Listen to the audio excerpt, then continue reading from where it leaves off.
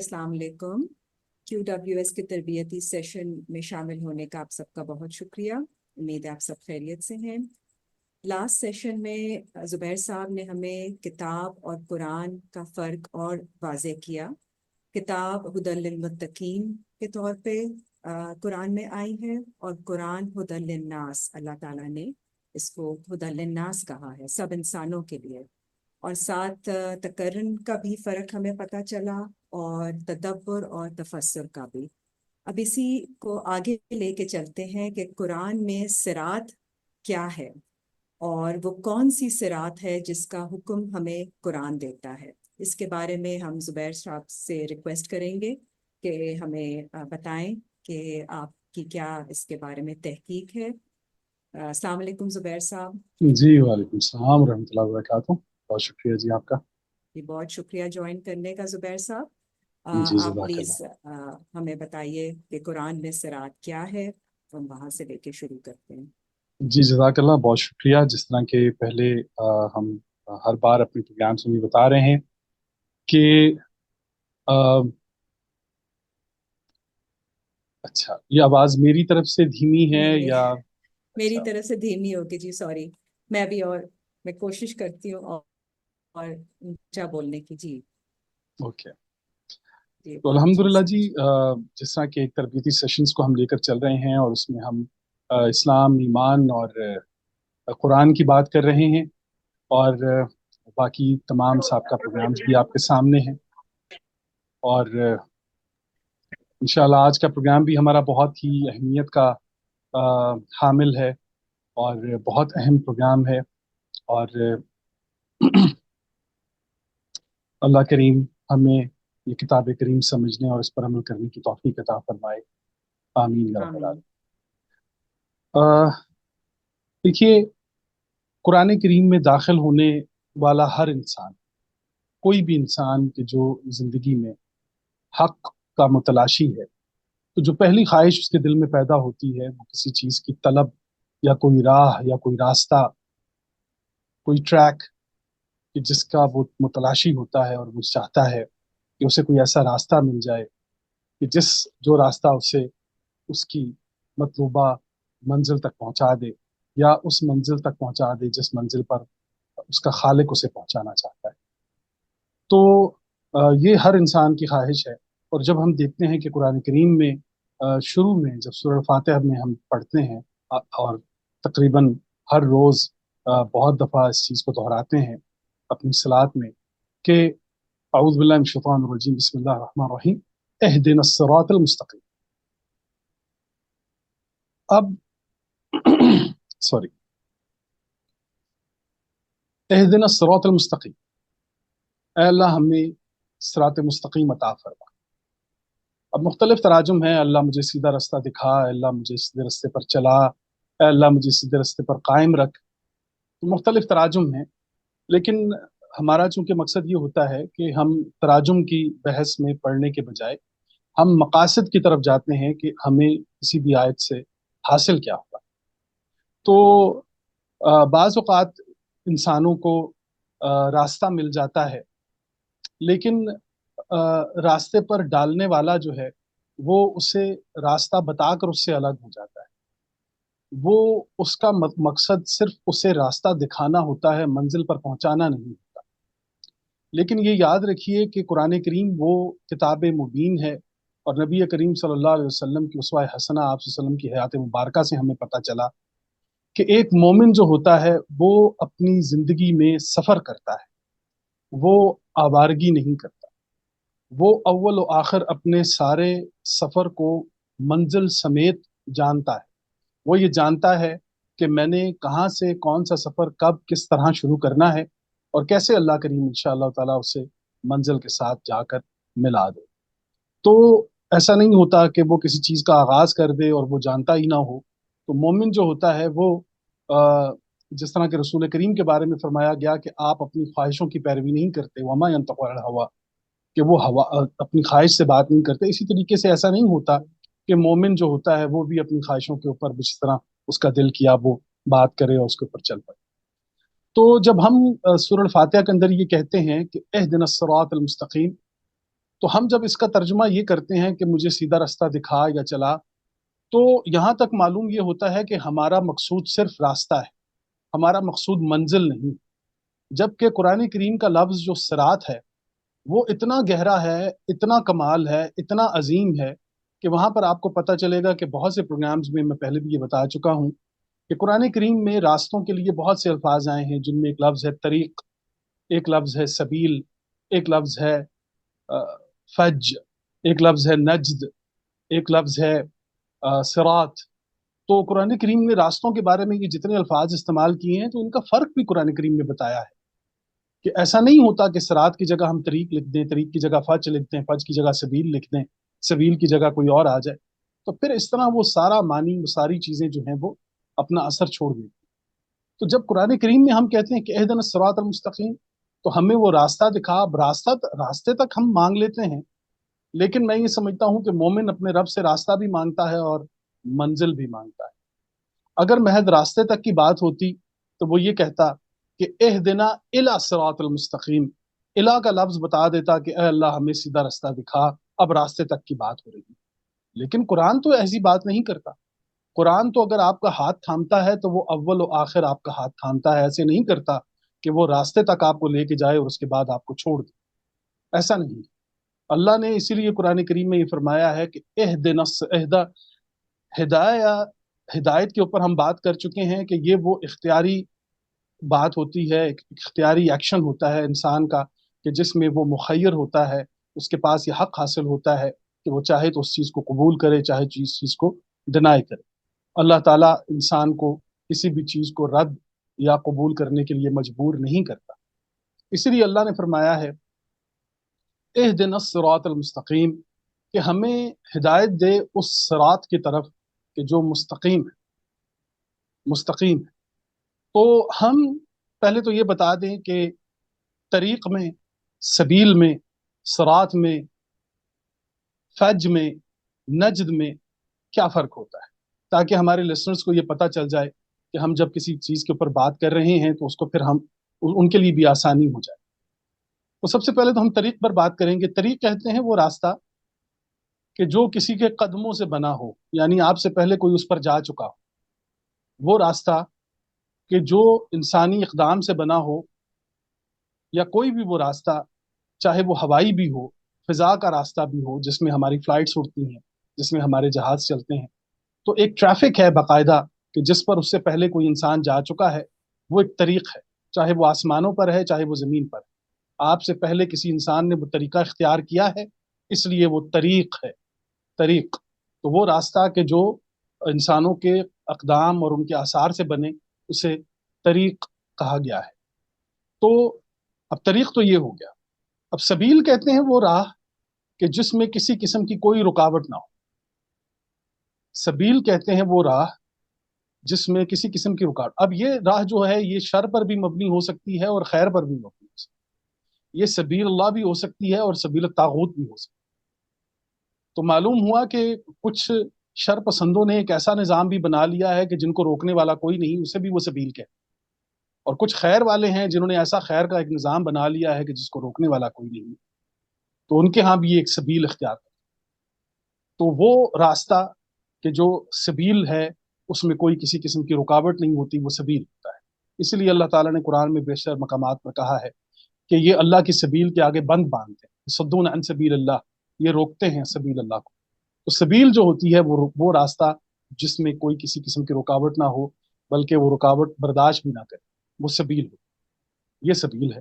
اب طریق میں اور سبیل میں یہ فرق ہوتا ہے۔ اب صراط کی طرف جب ہم جائیں گے، یہ بہت ہی اہم، بہت بڑا لفظ ہے، اور میں سمجھتا ہوں کسی بھی مومن کے لیے، کسی بھی قرآن سے محبت کرنے والے یا نبی کریم صلی اللہ علیہ وسلم سے محبت کرنے والے انسان کے لیے یہ بہت ضروری ہے۔ صراط کہتے ہیں وہ راہ ایک تو اس کی کوالٹیز میں آپ کو بتاتا ہوں۔ صراط جو ہوتا ہے یہ عام عمومی راستوں سے بڑا راستہ ہوتا ہے۔ یہ وہ راستہ ہوتا ہے کہ جسے چھوٹے چھوٹے راستے آ کر لگتے ہیں، مطلب وہ مین بڑی سڑک کہ جسے چھوٹی چھوٹی سڑکیں آ کر لگتی ہوں، یعنی کوئی انسان اپنی زندگی کے کسی بھی راستے میں کسی بھی موڑ پر کہیں سے بھٹک جائے और वो रस्तों में चलते चलते दोबारा कोई एक सड़क उसे दोबारा उस रास्ते पर ले आए कि जो मेन हाईवे है या मेन जीटी रोड है या मेन मोटरवे है, तो वो मोटरवे कि जिसे तमाम तर सड़कें आकर जुड़ती हों, वो दोबारा उसे मौका मिलता हो अपने आप को ठीक करने का या मंजिल मकसूद की तरफ सफर करने का, तो उसे कुरान करीम सरात कहता है। सरात जो होता है ये रास्तों को निगलता है। सरात वो रास्ता होता है जो सफर को और रास्तों को निगलता है। उसका हजम इतना बड़ा होता है कि हम ये कहते हैं कि एक इंसान जब सफर पर निकलता है तो वो ऐसे ही आगे आगे बढ़ रहा होता है कि जैसे वो उस रास्ते को निगल रहा है अपने अंदर। तो सरात जो है, सराता अरबी जुबान में किसी भी चीज के गायब होने और निगलने के लिए इस्तेमाल किया जाता है। अच्छा, अब एक और भी रंग आप देखिए। सरात वो रास्ता होता है जो पहले कदम से लेकर आखिरी कदम जो आपने मंजिल पर रखना है, ये वो रास्ता है। ये अपनी मंजिल के साथ जुड़ा हुआ होता है, कनेक्टेड होता है। ऐसा नहीं होता कि तरीक की तरह एक हमें रास्ता तो मिल गया लेकिन हमें ये मालूम नहीं कि ये जा कहाँ रहा है। सबील की तरह हम आ तो गए हैं, अब उसमें रुकावट तो कोई नहीं है, लेकिन ये पता नहीं कि जा कहाँ रहे हैं। लेकिन सिरात एक ऐसी चीज होती है कि जिसमें हम जब अल्लाह से सिरात मांगते हैं तो सिरात का मतलब ये होता है कि मुझे रास्ता मंजिल समेत चाहिए। ऐसा नहीं होगा कि मुझे सिर्फ रास्ता दिखा दिया जाए और मैं मंजिल पर ना पहुंचूं। इससे भी एक बड़ी खूबसूरत जो इसकी शक्ल आप कुरान करीम के अंदर देखेंगे सिरात की, वो ये है कि सिरात कहते हैं हर लम्हा आप एक ऐसे रास्ते पर हैं कि जहां हर लम्हा एक नया मंजर, एक नई हालत, एक नई मुशक्कत, एक नई मेहनत आपकी मुंतजर हो। सिरात के अंदर एक मेहनत, मुशक्कत और बाबरकत जिंदगी आपको दिखाई देगी कि जिसमें एक मोमिन जो होता है वो जब किसी सिरात पर चलता है तो फिर वो, मैंने अर्ज किया कि जिस तरह मोमिन कभी कंफर्ट जोन में नहीं रहता, तो जो कंफर्ट जोन में रहने वाले लोग होते हैं वो सिरात का इंतखाब नहीं करते। सिरात का इंतखाब करने वाला इंसान जो होता है वो हर लम्हा एक नया मंजर उसका मुंतजर होता है। हर लम्हा नए हालात, नए मामलात, नई चीजें, नए चैलेंजेस, वो उन तमाम तर चीजों को कबूल करता हुआ आगे बढ़ता है। ये सिरात होती है। सिरात के अंदर भी आप देख लीजिए कि इंतहाई मुशक्कत आपको दिखाई देगी, जिस पर आज हम इंशाल्लाह बात करेंगे। तो सिरात की ये खूबसूरती है, एक तो वो मंजिल के साथ जुड़ी होती है, दूसरी बात उस सिरात के अंदर हिदायत होती है, मजबूरी नहीं होती।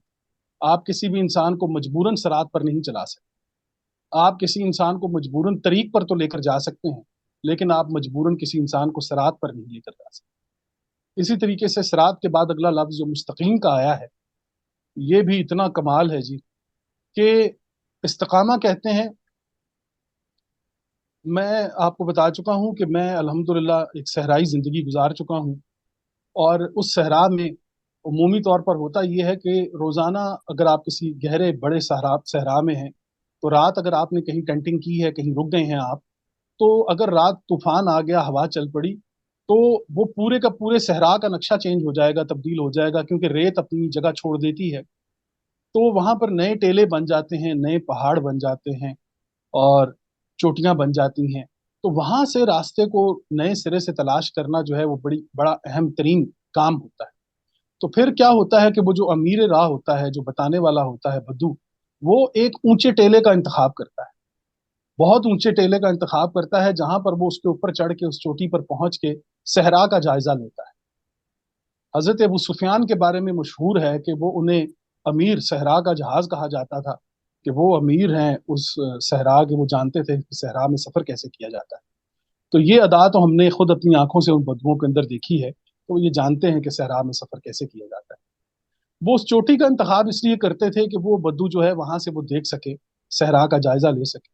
लेकिन रेत पर चढ़ना और ऊंची चोटी पर चढ़ना उतना ही मुश्किल है जितना आज के दौर में मुश्किल है। रेत पर चलना, दौड़ना बहुत मुश्किल काम होता है, क्योंकि हर लम्हा आपका एक पाँव धंस रहा होता है, दूसरा आप निकालते हैं, आपको डबल एफर्ट करनी पड़ती है। एक तो आप ऊपर की तरफ जा रहे हैं, दूसरा आपके पाँव धंस रहे हैं, एक पाँव को निकालते हैं, दूसरा पाँव अंदर चला जाता है। तो यूं वो ये इसी तरीके से अप डाउन की शक्ल में आप दूर से उसको देखें तो एक पहाड़ पर चढ़ता हुआ बद्दू जो है, उसके कदम जो हैं वो आप देखें तो वो बड़ी मुशक्कत के साथ एक कदम उसका रेत के अंदर धंसता है, फिर वो निकालता है, फिर दूसरा कदम उसका रेत में धंसता है, और वो यूं धंसते हुए कदमों से आहिस्ता आहिस्ता ऊपर की तरफ बढ़ रहा। कमाल ये होता है जी कि वो उसकी पूरी थकावट जो होती है वो हर लम्हा दूर हो रही होती है। उसकी बुनियादी वजह ये होती है कि वो हर लम्हा अपने आप को बुलंद महसूस करता है, वो हर लम्हा ऊंचाई की तरफ जा रहा हो। अब ये जो चीज उसको हर लम्हा ऊंचाई की तरफ और एक नया मंजर दिखा रही है, तो उसे अपनी मेहनत का नतीजा हर लम्हा हर कदम के ऊपर मिल रहा होता है। हर लम्हा हर कदम के ऊपर उसको नतीजा मिल रहा होता है। यही चीज उसे थकने नहीं देती। उमूमी तौर पर लोगों की थकावट का ताल्लुक उनको अपनी मंजिल ना नजर आने की बुनियादी वजह होती है कि उन्हें मालूम नहीं होता कि पता नहीं क्या हो रहा है, क्या कर रहे हैं। तो मोमिन जो होता है उसकी जो सिरात होती है, उसकी सिरात मुस्तकीम इसलिए होती है कि वो हर लम्हा उसको एक नए मंजिल और एक नए मंजिल और मंजर की तरफ लेकर जाता है। तो यूं वो बद्दू जो है उस पहाड़ की चोटी पर पहुंचता है। तो अब आप अंदाजा लगाइए कि सूरह फातिहा की चोटी उस पर पहुंचा है, और अब उसे उस चोटी पर पहुंचने के बाद तीन ग्रोहों का पता चल गया है कि वो सिरात अल्लज़ीना अनअमता अलैहिम। अब वो चोटी पर पहुंच के अपने दाएं तरफ देख रहा है कि वो जो ये लोग हैं जो इनाम याफ्ता हैं, इन्होंने तो बड़ा जबरदस्त ट्रैक अपना लिया है भाई, ये तो मंजिल पर चल रहे हैं। सिरात अल्लज़ीना अनअमता अलैहिम गैरुल मग़दूबि अलैहिम, एक वो लोग हैं जो गजब में आए हुए हैं, किसी तूफान के अंदर घिर गए हैं, किसी ऐसी जगह पर घिर गए हैं कि मंजिल भी नहीं है और मुसीबत ज़्यादा जिंदगी भी गुजार रहे हैं। सिरात अल्लज़ीना अनअमता अलैहिम गैरुल मग़दूबि अलैहिम वलद्दाल्लीन। और एक गिरोह तो ऐसा है कि वो बिल्कुल अपनी मंजिल से ऑपोजिट साइड पे चलता है। तो एक मोमिन जो होता है वो फातिहा की चोटी पर जब पहुंचता है तो वहां पर उसे हर मंजर हर मंजिल साफ दिखाई देती, वो अंदाजा लगा लेता है। ये वो इस्तकामत होती है, ये वो राह मुस्तकीम होती है जो एक मोमिन जिससे फायदा उठाता है। तो इहदिना सिरातल मुस्तकीम। अब यहां से आप ये देखिए कि हम मांग रहे हैं अल्लाह से हिदायत, एक ऐसी राह की कि जिससे हमें इस्तकामत हासिल हो जाए, वो राह कि जिसमें एक्टिविटी है, वो राह जिसके अंदर जद्दोजहद है, वो राह जिसके अंदर हमें हमारी मेहनत है, मुशक्कत है, वो राह हम अल्लाह ताला से मांग रहे हैं। और उस राह में हम अपनी मर्जी से चलेंगे। अल्लाह ने हमें मजबूर नहीं किया, हमें हिदायत दी है, हम अपनी मर्जी से इसके ऊपर चलेंगे। और ये राह हमें हर लम्हा एक नई मंजिल और एक नई मंजर के साथ हमारे सामने नई नई चीज पेश करेगी। यूं हम कभी थकेंगे भी नहीं और इंशाल्लाह अपनी मंजिल की तरफ बढ़ते चले जाएंगे। तो ये होगी जी सिरात। सिरात की बात हमने की। तो पहले हमने कहा कि तरीक, सबील, सिरात। अब फज कहते हैं वो रास्ता जो तंग हो, पहाड़ी रास्ता जो कि तंग रास्ता हो। और वो तंग रास्ते जहां जहां से गुजर गुजर कर अरब लोग जो हैं वो हज के लिए आते थे, कुरान करीम में भी है फजन अमीक का लफ्ज आया है कि तंग रास्ते जो होते हैं उन्हें फज कहा जाता है। उसके बाद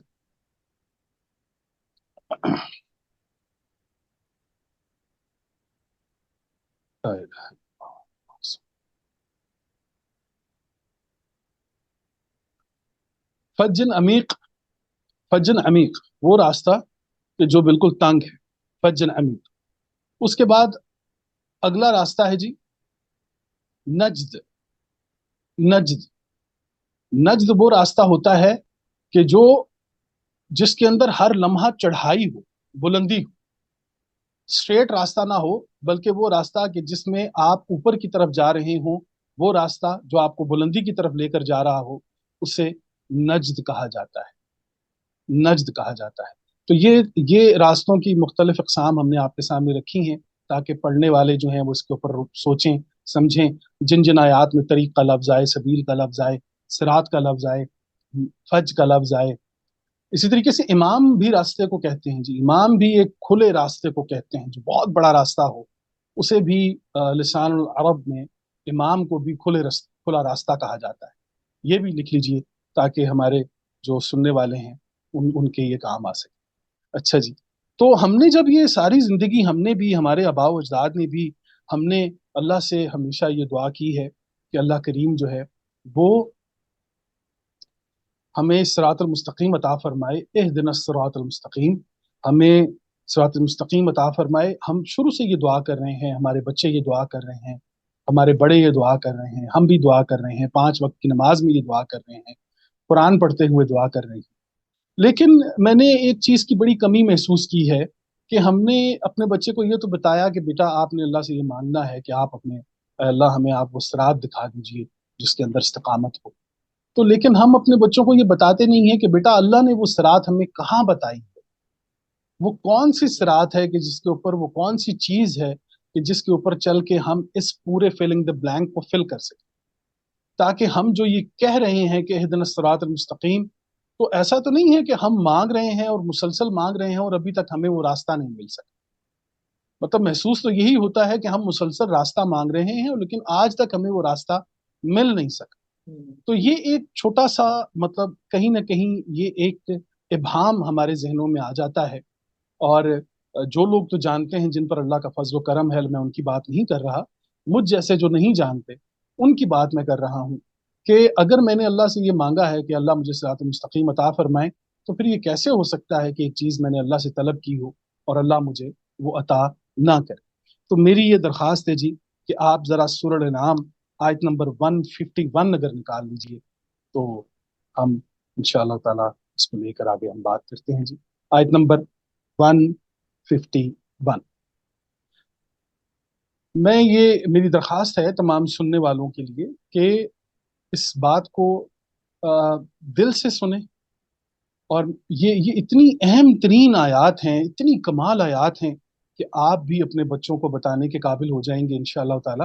कि आओ बेटा मैं आपको बताता हूँ, ये जो सारी जिंदगी हमने अपनी नमाज में सरात मांगी है अल्लाह ताला से, अल्लाह ने हमें कैसे ये सरात अता की, ये सरात कैसे हासिल हुई, अल्लाह इस रात पर लेकर जाने के लिए एक मोमिन से क्या डिमांड करता है, अल्लाह क्या चाहता है कि एक मोमिन को मैं कैसे सरात अता करूं। तो अब ये देखिए, अऊज़ु बिल्लाहि मिनश शैतानिर रजीम, बिस्मिल्लाहिर रहमानिर रहीम।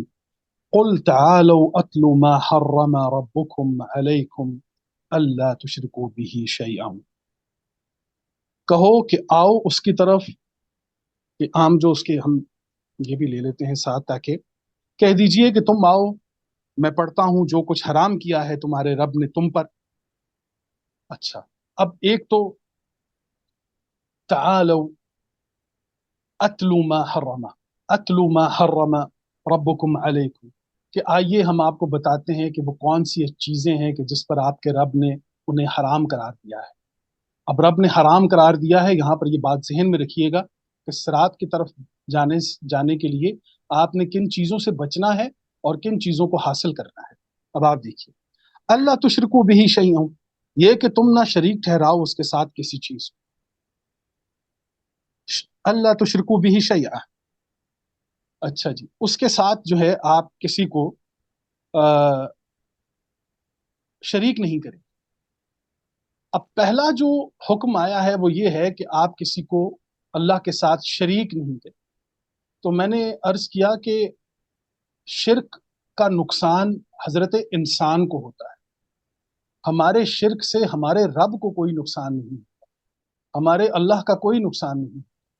कुरान करीम में लफ्ज शिरक जहां जहां आया है उसके नताइज में आप देख लीजिए कि हजरत इंसान को ना कि इनफरादी बल्कि इज्तमाही नुकसान का सामना करना पड़ा है।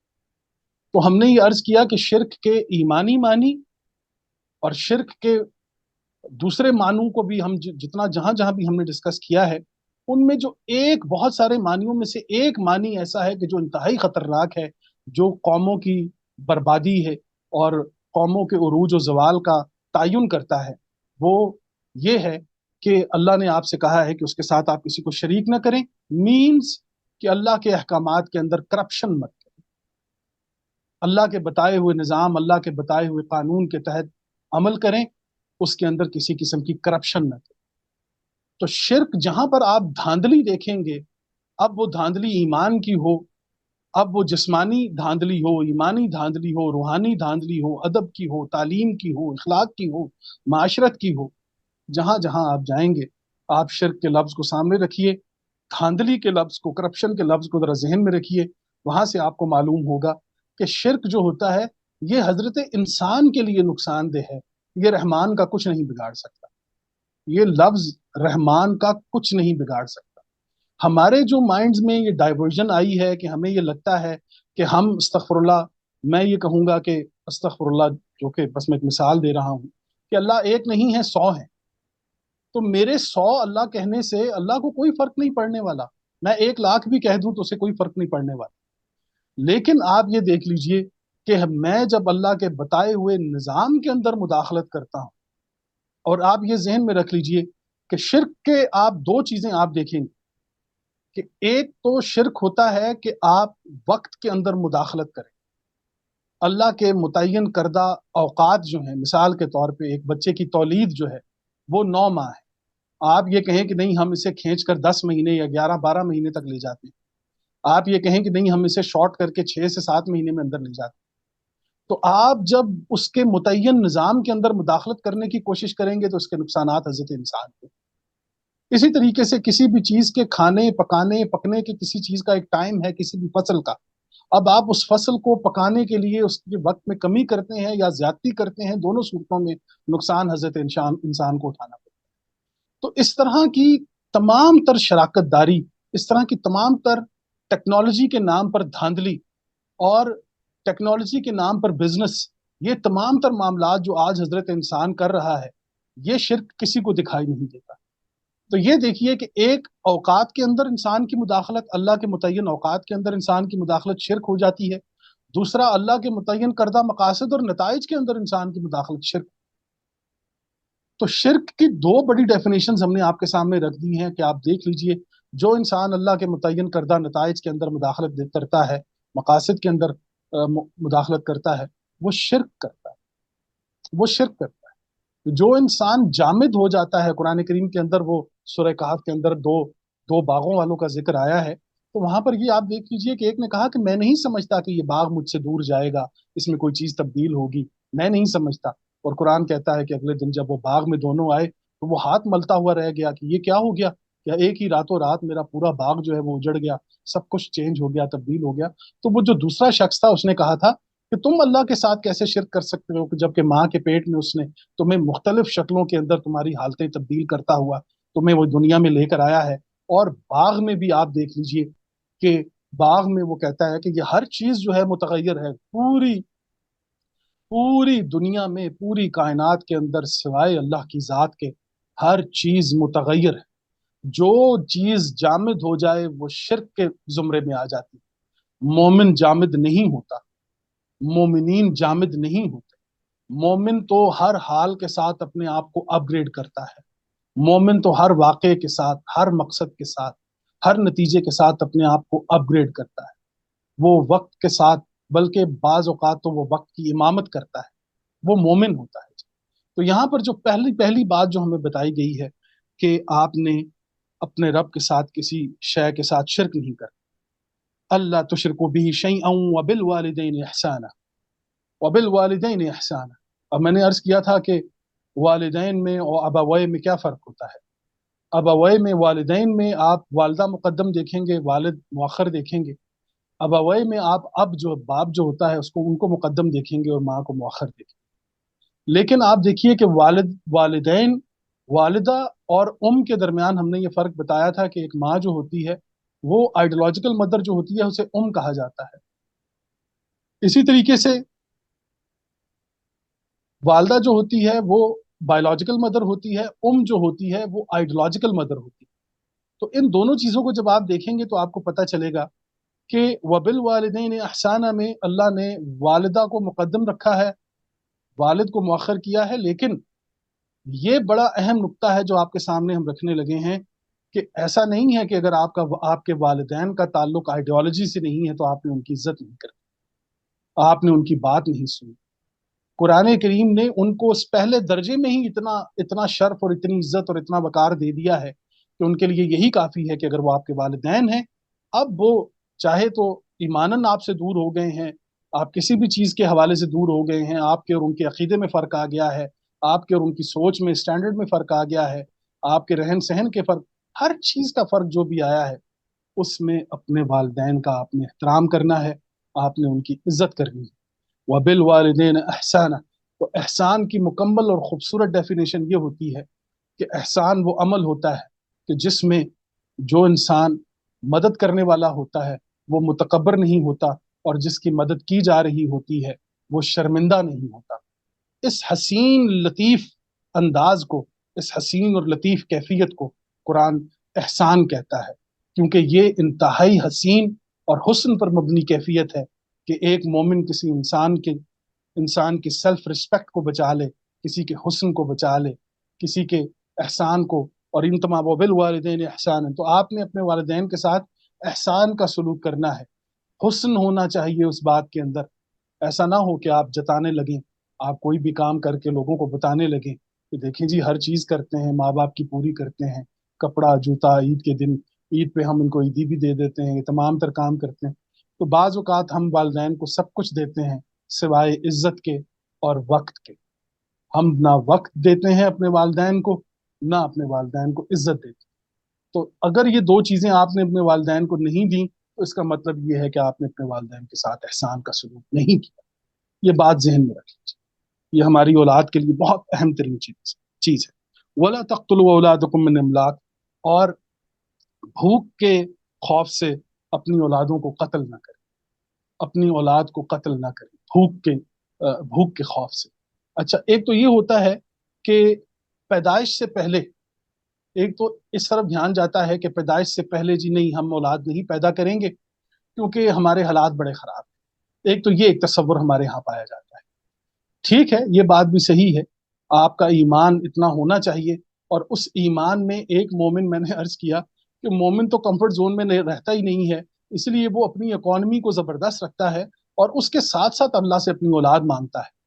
تو جس انسان نے کمفرٹ زون میں نہیں رہنا، اس کے لیے تو یہ تمام تر مشاکل یا مشکلات رہتی ہی نہیں، کیونکہ وہ املاک کا ڈر تو اسے ہوتا نہیں ہے، کیونکہ مومن محنت کرتا ہے اور پیسہ کماتا ہے، اپنا دولت کو جمع کرتا ہے، مطلب وہ حلال دولت کہ جو اس کی ضرورت زندگی پوری کرتی ہے. تو اسے اس چیز کا خوف تو ہوتا نہیں ہے کہ اولاد آئے گی تو پھر ان کے اخراجات کون اٹھائے گا یا وہ کیسے جی.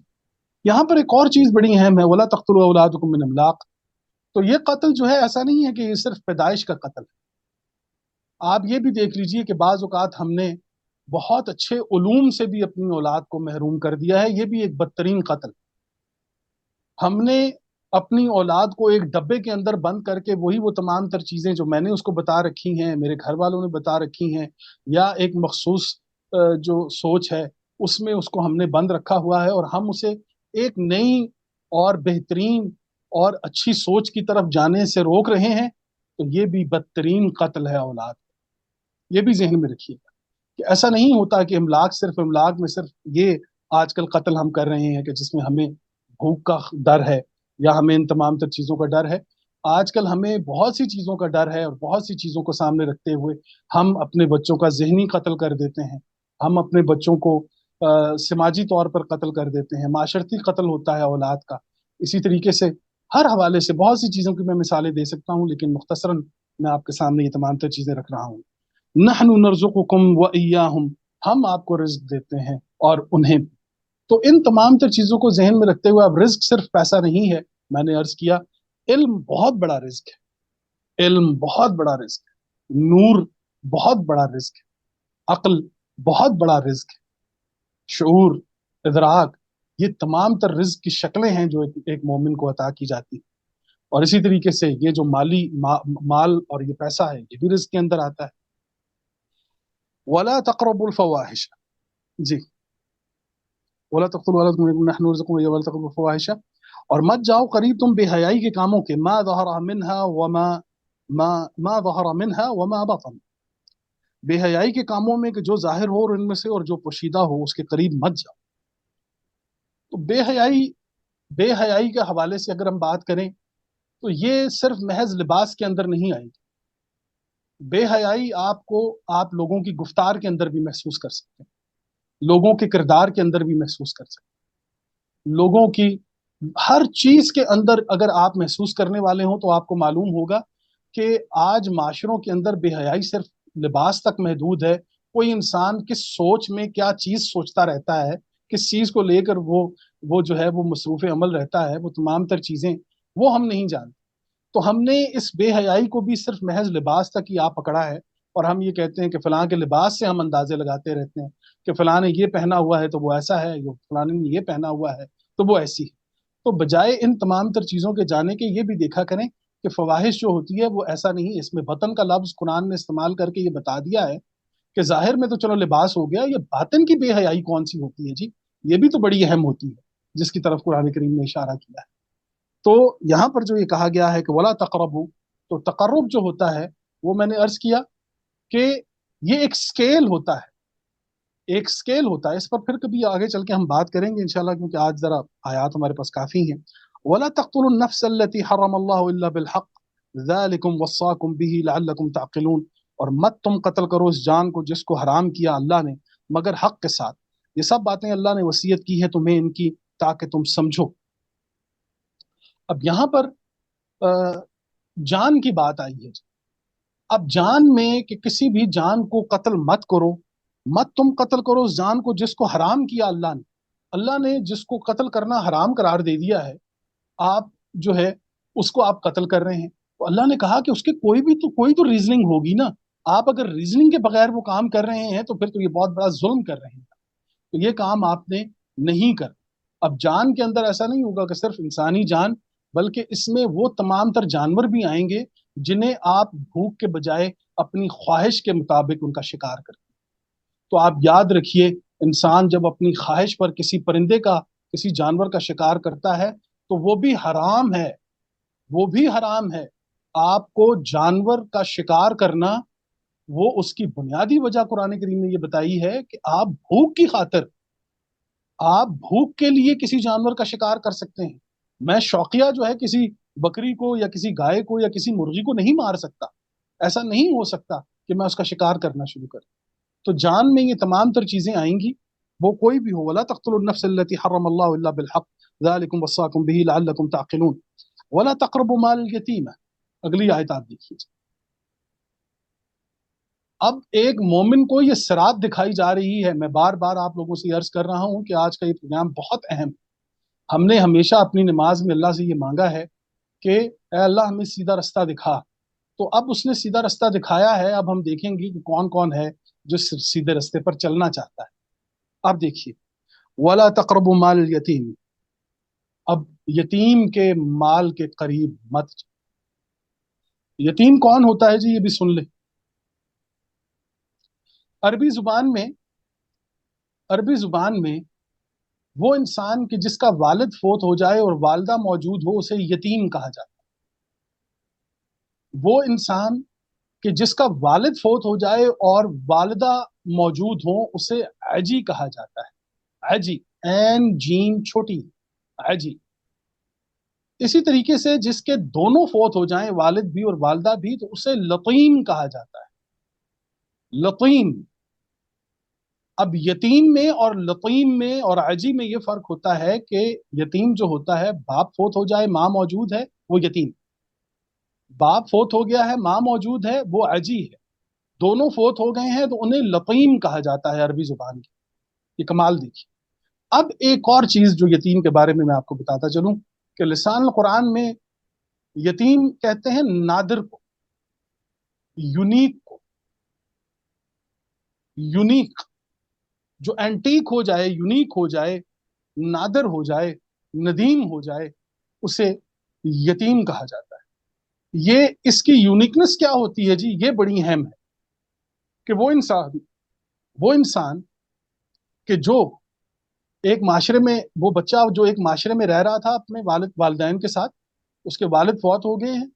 اب والد کے فوت ہونے کے بعد اب آپ کمال دیکھیے کہ والد کے فوت ہونے کے بعد وہ بچہ جو کبھی اپنے والد کی ذمہ داری میں تھا، وہ وہاں سے اس کے والد کے فوت ہونے کے بعد وہ اس قرآنی اور اسلامی نظام کے تحت ماتحت آ گیا ہے، یعنی کہ وہ جو پہلے انسان کی ذمہ داری میں تھا اب وہ رحمان کی ذمہ داری میں آ جاتا ہے۔ وہ انسان جو انسانوں کی ذمہ داری سے نکل کر خالق کی ذمہ داری میں، رحمان کی ذمہ داری میں آ جائے، اسے یتیم کہا جاتا ہے۔ یعنی وہ جس کا ذمہ دار کل تک ایک باپ تھا، اب اس کا ذمہ دار پورا معاشرہ بن گیا ہے اللہ کے نظام کے تحت۔ یہ یتیم ہوتا ہے جی۔ اب آپ دیکھیے، یعنی وہ اتنا یونیک ہے، اتنا نادر ہے کہ اسے خدا نے اپنے ذمہ لے لیا ہے، اپنے نظام کے ذمہ لے لیا، تو یہ یتیم ہوتا ہے۔ تو یتیم کا ایک اور بھی اینگل آپ دیکھ لیجئے کہ ہمارے معاشرے میں بہت سے والدین کی موجودگی میں بھی اولاد یتیم ہو جاتی ہے۔ والد موجود ہے، والدہ موجود ہیں، ذمہ داری کوئی نہیں لے رہے تو یتیم ہو گئے بیچارے۔ اسی طریقے سے اولاد کی موجودگی میں کئی ماں باپ جو ہیں وہ بے اولادے ہو جاتے ہیں، ان کے ہاں بھی اولاد کوئی نہیں ہوتی، وہ بھی بیچارے بے سہارا ہوتے ہیں اولاد کی موجودگی میں۔ یہ بھی ایک کیفیت ہمارے معاشرے کے اندر موجود ہے۔ وَلَا تَقْرَبُوا مَالَ الْيَتِيمِ إِلَّا بِالَّتِي هِيَ أَحْسَنُ، اس کے مال کے قریب، آپ نے یتیم کے مال کے قریب نہیں جانا ماں سوائے ایک احسن طریقے۔ احسن طریقہ یہی ہے کہ اگر آپ کے ذمے کوئی یتیم آ گیا ہے اور اس کے پاس کوئی مال اس کے آباء و اجداد چھوڑ گئے ہیں اور آپ اس کی ذمہ دار بن گئے ہیں، اسے اس انداز میں محفوظ رکھیے کہ وقت آنے پر اس کو وہ تمام تر چیزیں، جب وہ بالغ ہو جائے، باشعور ہو جائے، آپ احسن طریقے سے اس کی چیزوں کا استعمال بھی کر سکتے ہیں، اور اب اس کے بڑے ہونے پر آپ اس کو وہ تمام تر چیزیں لوٹا بھی سکتے ہیں۔ حتی یبلغ اشدہ، اچھا جی، یہاں تک کہ وہ پہنچائے اپنی پختہ عمری کو۔ وَأَوْفُوا الْكَيْلَ، اور تم پورا کرو ماپ۔ اب کیل جو ہوتا ہے، جو تولنا ہے آپ کا، آپ نے پورا پورا تول دینا ہے۔ ایک مومن جو صبح دوپہر شام خدا سے صراط مانگ رہا ہے، وہ کسی بھی تول کے اندر ڈنڈی نہیں مار سکتا جناب۔ اگر آپ کسی بھی تول کے اندر ڈنڈی مار رہے ہیں تو آپ پھر نمازوں میں کھڑے ہو کر خدا سے یہ کہنا چھوڑ دیں کہ اہدنا الصراط المستقیم۔ اب میں یہ آج کے پروگرام کے بعد میں یہ امید رکھتا ہوں کہ وہ لوگ جو یہ کہتے ہیں کہ اللہ ہمیں سیدھا رستہ دکھا، اب یہ کہنے کی ضرورت ہے، ٹھیک ہے ہم روز مانگتے ہیں کیونکہ صراط تو ہر روز نئے راستے کا سامنے آنا ہے، لیکن وہ جو احکامات خداوندی ہیں کہ جو آپ کو صراط المستقیم تک لے کے جائیں گے، وہ آج ہم آپ کے سامنے رکھ رہے ہیں، اور ہم دیکھیں گے کہ کون انسان عملی طور پر ان تمام تر چیزوں کو پورا کرتا ہے۔ اس کے بعد آپ اس کی لذت کو محسوس کیجئے گا کہ کیا کمال ہے قرآن کریم کا، اس صراط تک آنے کے لیے، اس استقامت تک آنے کے لیے کس قدر کمال ہدایات ہیں جو اللہ نے ہمیں دے رکھی ہیں۔ یہ ہے اہدنا الصراط المستقیم۔ اچھا جی، وَأَوْفُوا الْكَيْلَ، ناپ پورا کریں، والمیزان، اور میزان تول کے ناپ تول میں آپ کوئی بھی کسی قسم کی کوئی کمی نہ کریں، بالقسط، قسط کے ساتھ۔ اب عدل میں اور قسط میں کیا فرق ہوتا ہے جی؟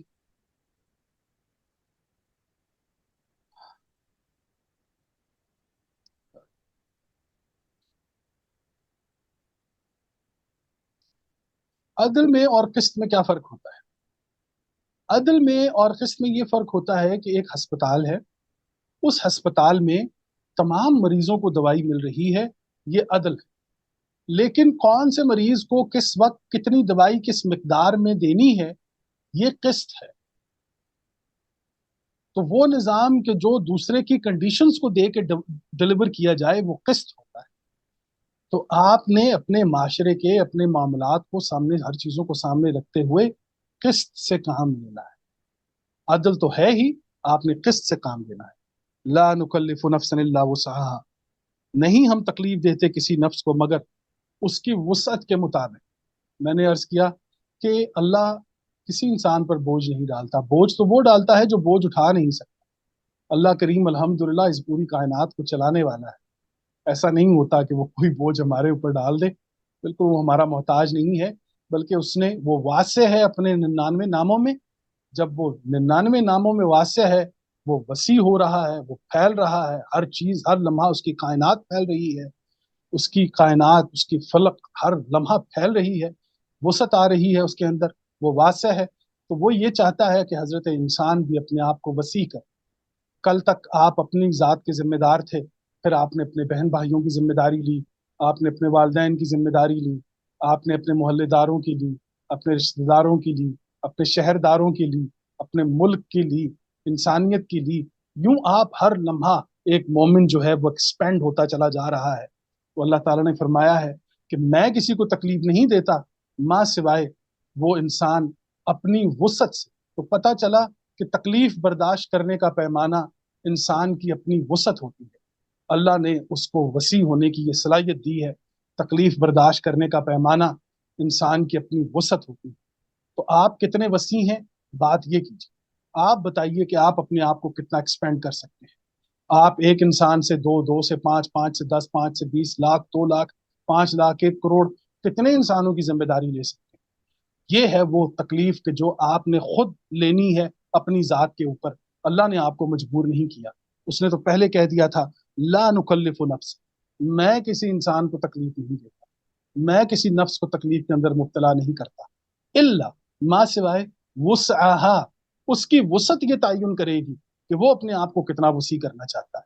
तो ऐसा नहीं करता कि अल्लाह किसी इंसान को जो है वो मुब्तला करे किसी तकलीफ के अंदर। वइद वइद वइदा कुल्तुम फअदिलू, और जब तुम कहो तो इंसाफ से कहा। क्या कमाल है कुरान के लिए कि इंसाफ, जो बात आपके मुंह से निकले, आपकी बात में, आपके किरदार में, आपकी गुफ्तार के अंदर अदल दिखाई देना चाहिए। कहीं आपने ये डंडी नहीं मारनी कि ये मेरा रिश्तेदार है, ये मेरी बहन है, ये मेरा भाई है, ये मेरा जानने वाला है, तो मैं किसी भी फैसला करने में इसकी तरफ कोई झुकाव मेरी तरफ से आए। खुदारा ये काम मत कीजिएगा। जिन माशरों के अंदर ये काम होते हैं वहां तबाहियां उनका मुकद्दर बन जाती हैं। ये कौमें तबाह हो जाती हैं जहां पर अदल में किसी एक तरफ माइल होना जो है वो देखा गया है। तो अब आप देखिए, वलौ खान ज़ कुर्बा, और देखें आगे खुद कुरान ने इसको मुकम्मल कर दिया। और जब तुम कहो तो इंसाफ से काम लो, अगरचा वो हो करीबी। तो बेशक जितना मर्जी आपकी कराबतदारी हो, आपने जो है वो अदल करना है। वह भी अहदिल्लाहि औफु ज़ालिकुम, और अल्लाह का अहद तुम पूरा करो। अल्लाह का अहद पूरा करो। हम अहद कर रहे थे ना, अल्लाह से ये बात कर रहे थे कि इहदिनस सिरातल मुस्तकीम। तो अब ये अहद जो हमने अल्लाह के साथ किया, बात तो कर दी, मांग तो लिया, अब आगे से अहकामात भी आ गए हैं। तो आपने अल्लाह के इस अहद के साथ वफा करनी है। ज़ालिकुम वस्साकुम, ये सब कुछ अल्लाह ने वसीयत की है तुम्हें, बिही, इनकी लअल्लकुम तदक्करून, ताकि तुम नसीहत हासिल करने वाले हो जाओ। यहाँ तक आप देखिए बात। और अब कमाल करता है कुरान, व अन्न हादा सिराती मुस्तकीमा। अगली आयत आप देखिए, व अन्न हादा सिराती मुस्तकीमन फत्तबिऊह, ये है वो सिरात, ये है वो मेरी सिरात। व अन्न हादा सिराती मुस्तकीमन, ये है वो मेरी सिरात कि जिसके अंदर इस्तकामत मौजूद है। वो जो आप 5 वक्त में अल्लाह ताला से ये तलब कर रहे थे कि जनाब एहदिनस सिरातल मुस्तकीम, एहदिनस सिरातल मुस्तकीम, तो अब वो इस्तकामत भी आपके सामने रख दी है। पूरी हिदायत का एक सिलसिला भी आपके सामने आ चुका है। और इसमें आप मुखय्यर भी हैं कि चाहे तो इसे कबूल करें, चाहे तो रद्द करें।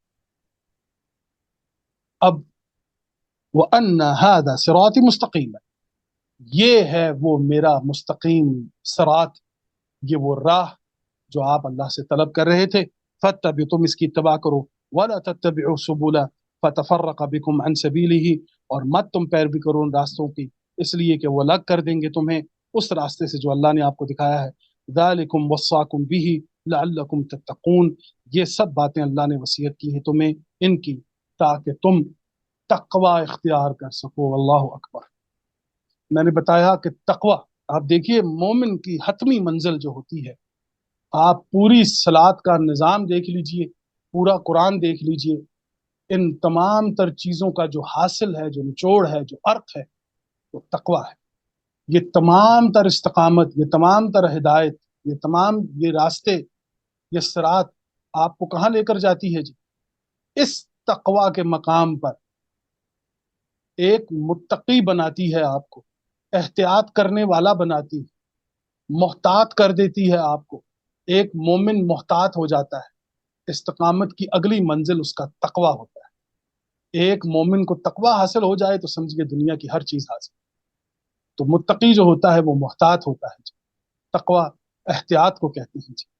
तो आज के प्रोग्राम में हमने आपके सामने ये तमाम तर चीजें इसलिए रखी हैं कि सारी जिंदगी हमने अल्लाह से ये कहा है कि इहदिनस सिरातल मुस्तकीम, लेकिन हमने कभी अपनी औलाद को, अपने नौजवानों को, अपने बहन भाइयों को, रिश्तेदारों को ये नहीं बताया कि वो सिरातल मुस्तकीम कौन सी है, अल्लाह ने कहाँ बताई है, अल्लाह ने कहाँ ये।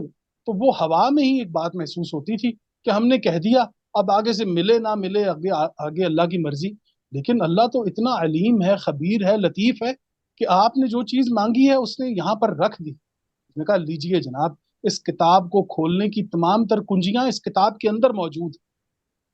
कमाल यह है कि इस किताब के तमाम तर पासवर्ड्स इस किताब के अंदर मौजूद है। ये किताब करीम इतनी अजीम किताब है कि ये हर लम्हा अपनी ग्रामर, अपनी लुगत, अपनी लिसान खुद प्रोड्यूस कर रही है हर जमाने के लिए। ये इतनी अजीम, तभी तो ये इमामत कर सकती है ना जी। تو ہم نے جو آج تک پڑھا کہ اہدنا الصراط المستقیم، آج ہم نے وہ صراط مستقیم بھی آپ کے سامنے رکھ دیا ہے جی۔ اللہ کریم آپ سب پر اپنی رحمتیں اور برکتیں نازل فرمائے۔ جزاکم اللہ بالخیر۔